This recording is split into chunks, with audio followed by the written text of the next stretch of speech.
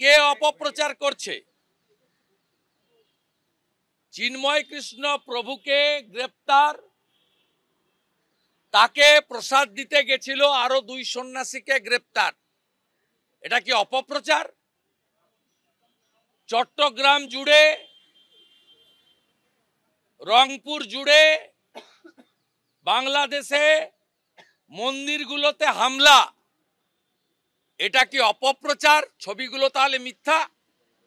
সুনামগঞ্জে 130টা দলিত পরিবার, হিন্দু পরিবার, তাদের বাড়ি জ্বালিয়ে লুট করা হলো, এ ছবিটা মিথ্যা?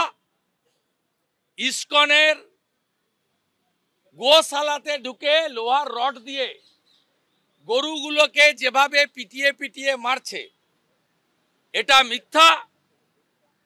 গোপালগঞ্জে হিন্দু বাড়ি থেকে সবাই পলায়ন করলো, একটা প্রতিবন্ধী দিব্যাঙ্গ শারীরিকভাবে অক্ষম পালাতে পারল না, তাকে পুড়িয়ে 90% দগ্ধ করে দেওয়া হলো, এই ছবিটা মিথ্যা?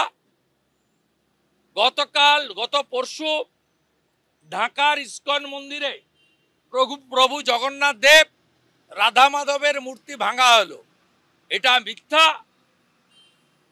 ওখানকার হুজুররা বলছেন আমরা বাংলা, বিহার, উড়িষ্যা দখল করব, এটা মিথ্যা? ওখানকার অবসরপ্রাপ্ত সেনা কর্মীরা বলছে 4 দিনে কলকাতা দখল করব, এটাও মিথ্যা? বিএনপির নেতা রিজভী তার বউর পশ্চিম বাংলার তাঁতিদের তৈরি করা ভারতীয় শাড়ি পুড়াচ্ছেন, এটাও মিথ্যা? মমতা ব্যানার্জির কাছে যদি এগুলো মিথ্যা হয়,